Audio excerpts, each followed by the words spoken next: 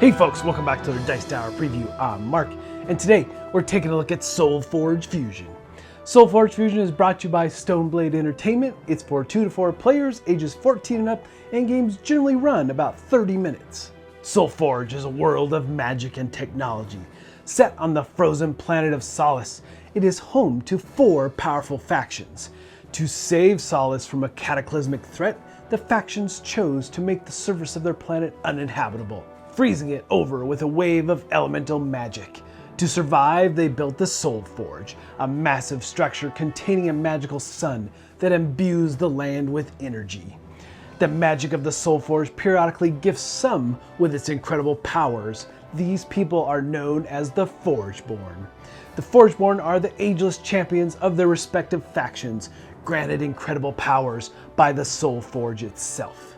But the SolForge's power is beginning to wane, and the ice encasing the world is starting to thaw. The factions are eager to claim the emerging land and return to the surface.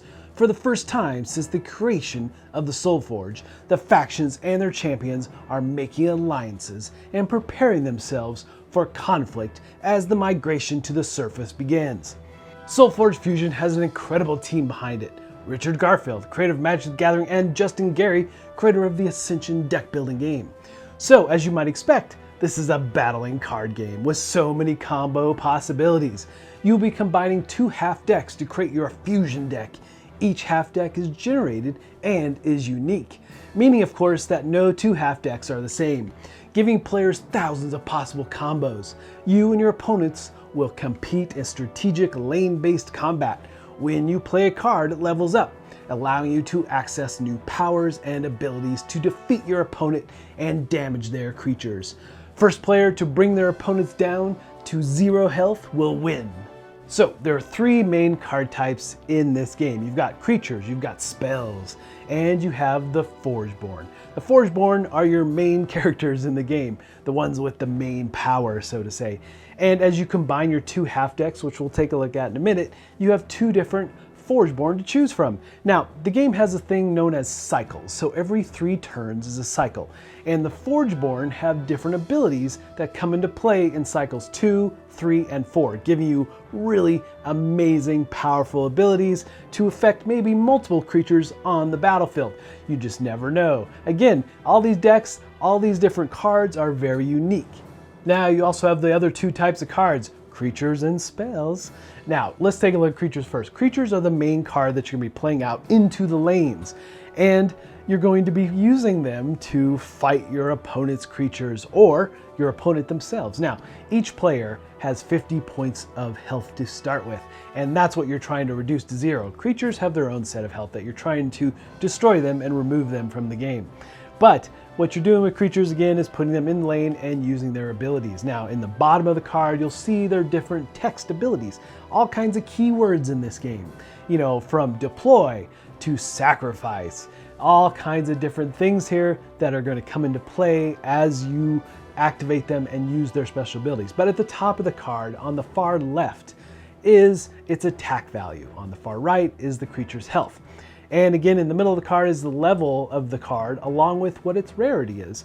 And at the bottom again is its activation text, depending on what keyword you're going to be using or what its abilities are or what it keys off of. It might be keying off if there are certain mages in play, then you get a special ability.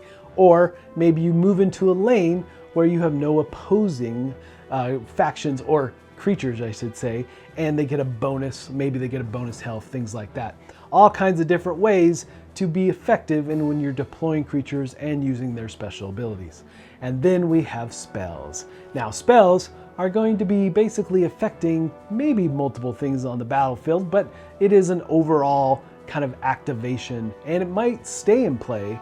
But the thing with spells is that they do not go into the lanes. You just use their ability and then they're going to get discarded.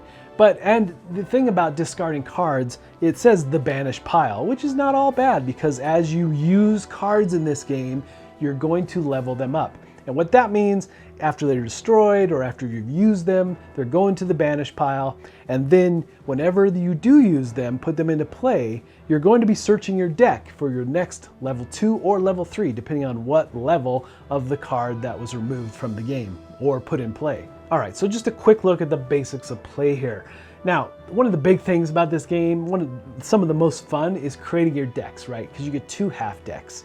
And there's so many possibilities of cards, combos, and different types of factions put together. Really, really cool.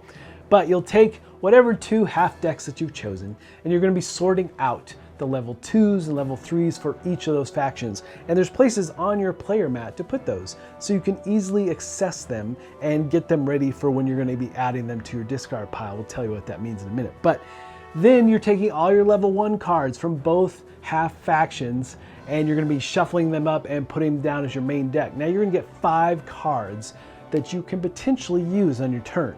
So on your turn though, you're only going to be using 2 of them. The rest are going to get discarded, and that's part of the cycle. So you're going to be doing that 3 times for each cycle. But there is a forge bearer. So there's a forge card, and if the lit side will determine who gets to go first.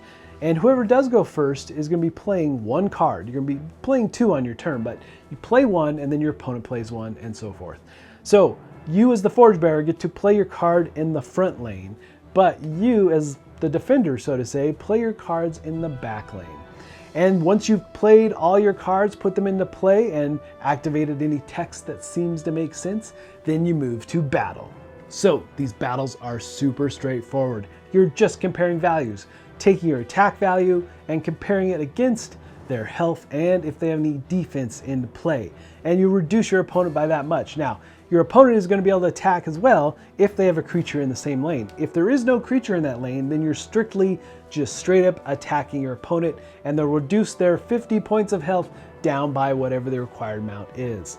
So that's the straightforwardness of battles. And again, there's so much keyword text and different types of combos, spells, all kinds of things that come into play to reduce your opponent to nothing. Now, really, the really cool aspect here though is as you play cards and as they become destroyed, they're moving to this banished pile. But as you play cards, you are upgrading them. So instead of discarding cards back to your discard, you're going to be looking for that upgraded card, be it a creature or a spell, and you're putting that into your discard pile. Now, the 5 cards in your hand, you only play 2 of them, but the others then get discarded and you reset for the next round. And that's really the basics of what you're doing. Again, depending on your combos, different type of factions you put together, different keywords that are in play, spells, and if you're using any of your Forgeborn powers, all kinds of things can go crazy on the battlefield. But again, if you reduce your opponent to 0, you win the game.